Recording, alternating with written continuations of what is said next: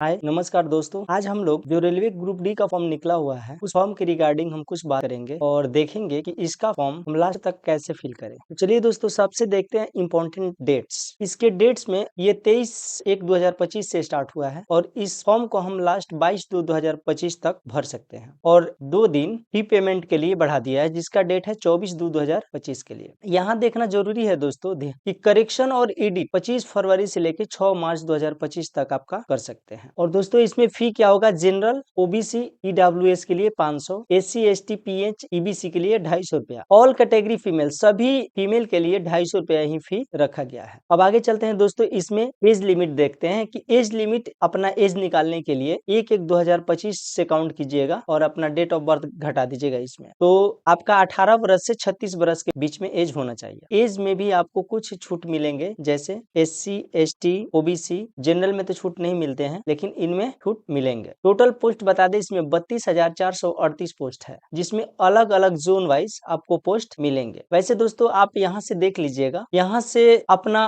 Post wise जो भी होगा इसका डिटेल्स हम आपको डिस्क्रिप्शन में लिंक दे देंगे, आप यहाँ से देख सकते हैं। दोस्तों ये बता दें कि इसमें class 10 matric high school from any recognise board in India, मतलब मैट्रिक ही इसमें एजुकेशनल डिटेल्स मांग रहा है। इसमें जो जो रिक्वायरमेंट होगा आपको ये लिंक हम डिस्क्रिप्शन में डाल देंगे, आप यहाँ से जाकर के आराम से पढ़ सकते हैं। चलिए दोस्तों, इस फॉर्म को हम फिल करते हैं। सबसे पहले इसके आरआरबी के मेन वेबसाइट पर आएंगे। आरआरबी के मेन वेबसाइट पर आने के बाद में अगर आपने रजिस्ट्रेशन कर रखा होगा तो अपना मोबाइल नंबर और पासवर्ड और इसके बाद में ये जो कैप्चा दिया हुआ है इस पे क्लिक करके आप लॉग इन कर सकते हैं। अगर आपने रजिस्ट्रेशन नहीं किया होगा तो यहाँ से क्रिएट एन अकाउंट करके अपना रजिस्ट्रेशन कर लीजिए। रजिस्ट्रेशन के वीडियो का लिंक हम आपको डिस्क्रिप्शन में डाल देंगे, आप वहां से रजिस्ट्रेशन कैसे किया जाता है देख लीजिएगा। दोस्तों एक और बात, अगर आपने अपना पासवर्ड भूल गए हो तो पासवर्ड को कैसे फॉरगेट किया जाता है उसको पहले हम देख लेते हैं, इसके बाद में लॉगिन करके फॉर्म फिल करते हैं। सबसे पहले पासवर्ड अगर भूल गए तो यहाँ पे देखिए दोस्तों, फॉरगेट पासवर्ड का एक ऑप्शन दिया हुआ है। इस फॉरगेट पासवर्ड पे हम क्लिक करेंगे। क्लिक करने के बाद यहाँ मोबाइल नंबर और अपना डेट ऑफ बर्थ इंटर करेंगे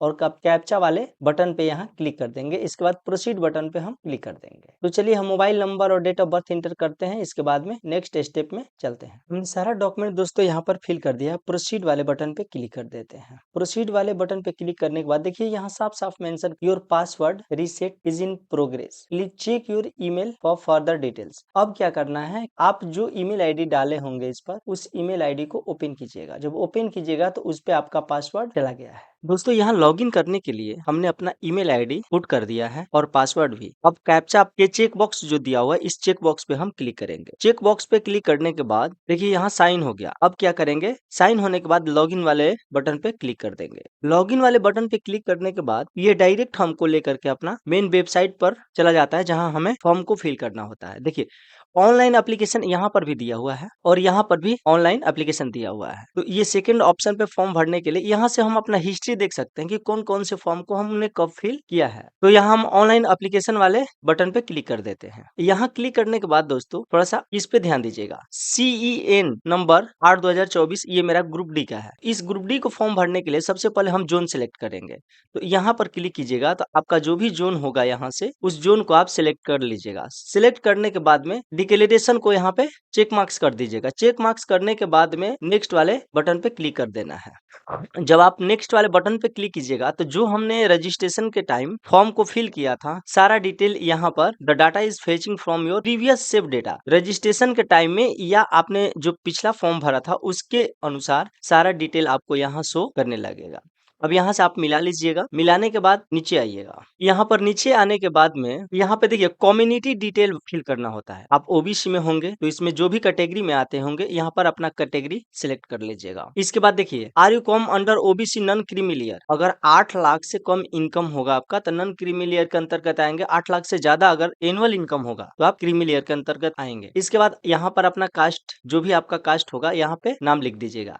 कम्युनिटी सर्टिफिकेट यानी कास्ट सर्टिफिकेट आप इसमें डाल दीजिएगा। इसके बाद कम्युनिटी सर्टिफिकेट इशू अथॉरिटी माने कहाँ से आपने बनवाया है, तहसीलदार से, जैसे आरओ होता है, सीओ होता है, डीएम से होता है। तो अगर आरओ से होगा तो आप यहाँ पे सिलेक्ट कर लीजिएगा। इसके बाद अपना state community certificate date issue, आपने जो कास्ट सर्टिफिकेट या ओबीसी सर्टिफिकेट बनवाया था उसका डेट कब का है, यहाँ भरने के बाद में नीचे आपको पोस्टल एड्रेस देना होता है। यहाँ पर अपना स्टेट, डिस्ट्रिक्ट, इसके बाद में पूरा एड्रेस इसमें भर दीजिएगा। इसके बाद में नियरेस्ट सिटी, टाउन, इसके बाद पिन कोड भरने के बाद में यहाँ पे जो टिक मार्क्स दिया हुआ आप यहाँ टिक कीजिएगा तो इस बॉक्स में भी आपका सारा डिटेल सेव हो जाएगा। प्रेजेंट एड्रेस, परमानेंट एड्रेस होगा तो आप यहाँ पे भर दीजिएगा। सारा डिटेल देख लेने के बाद या फिल कर देने के बाद आपको क्या करना है, यहाँ पे सेव वाले बटन पे क्लिक कर देना है। सेव वाले बटन पे क्लिक करने के बाद दोस्तों फिर हम नेक्स्ट वाले बटन पे क्लिक करेंगे। नेक्स्ट वाले बटन पे क्लिक करने के बाद में यहाँ पे आपको आर यू एन एक सर्विसमैन, अगर आप रिटायर होंगे सर्विसमैन तो यहाँ पे यस कीजिएगा। यस जब कीजिएगा तो आपसे डिटेल्स कुछ मांगेगा, तो चलिए हम यहाँ पे नो कर देते हैं। दूसरे नंबर पर are you personal with benchmark disability, अगर आप कुछ विकलांग होंगे, जिस तरह से विकलांग होंगे, यस होंगे तो यस कीजिएगा, नहीं होंगे तो नो कीजिएगा। यस कीजिएगा तो उसमें डिटेल देखिए भरना होता है। डिजेबिलिटी कैटेगरी, आपका डिजेबिलिटी कैटेगरी कब क्या है, इसके बाद में सब यहाँ पे भरना होगा। सब डिजेबिलिटी कैटेगरी, परसेंटेज डिजेबिलिटी, ये सब सारा डिटेल अगर आप डिजेबिलिटी में आते होंगे तो यहाँ पे भर दीजिएगा। हम नो है तो यहाँ पे कुछ नहीं भरना होता है। इसके बाद में do you need a subscribe if writing ability effect in according with previous mention in part number 11। Subscribe detail में यहाँ पर दिया हुआ है do you need a scribe if writing ability of affected. दोस्तों इसमें बता रहा है कि अगर आपको लिखने में कोई प्रॉब्लम होती होगी तो उसके लिए सहायता की जरूरत पड़ेगी। अगर लिखने में दिक्कत होगी तो यहाँ पे यस कीजिएगा, अन्यथा नो कर दीजिएगा। इसके बाद आइए ईबीसी डिटेल्स, यहाँ पे अगर आप ईबीसी होंगे तो यस कीजिएगा, अन्यथा नो कर दीजिएगा। ईबीसी अगर कीजिएगा तो देखिए यहाँ पे डिटेल्स दे रहा है। EBC candidate are those who annually family income is less than 50,000, अगर 50,000 से नीचे होगा तो ये एक्सेप्ट करेगा। अब इसके अनुसार देख लीजिएगा, ईबीसी हम यहाँ पे नो कर देते हैं। देखिए details of serving railway applicant, अगर आप रेलवे में सर्विसमैन होंगे तो उसके लिए, एम्प्लॉय होंगे तो उसके लिए।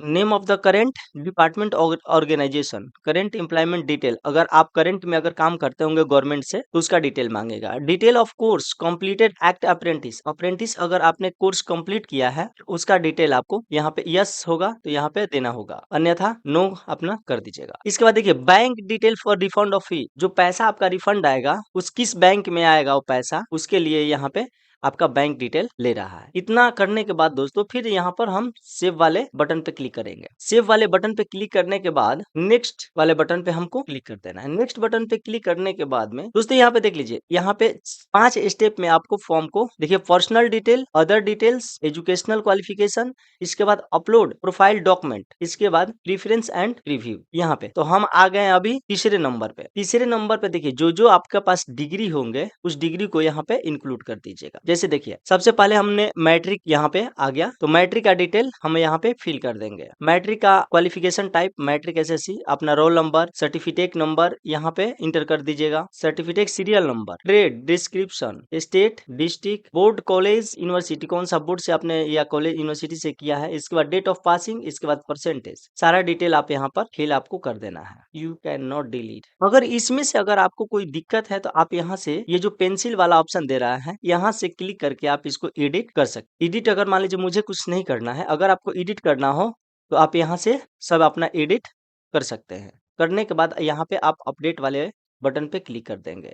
तो हमने नहीं किया है तो यहाँ से हम कैंसिल कर देते हैं। कैंसिल करने के बाद दोस्तों देखिए आईटीआई अगर हमने किया है तो आईटीआई यहाँ पर क्लिक करेंगे तो आईटीआई का सारा डिटेल यहाँ पर मांगने लगा। मांगने के बाद यहाँ पे आपको ऐड वाले बटन पे क्लिक कर देना है। करने के बाद फिर नेक्स्ट वाले बटन पे क्लिक कर देना है। हमने यहाँ पर आईटीआई का भी सारा डिटेल फिल कर दिया। अब क्या करेंगे, यहाँ पे ऐड वाले बटन पे क्लिक कर देंगे।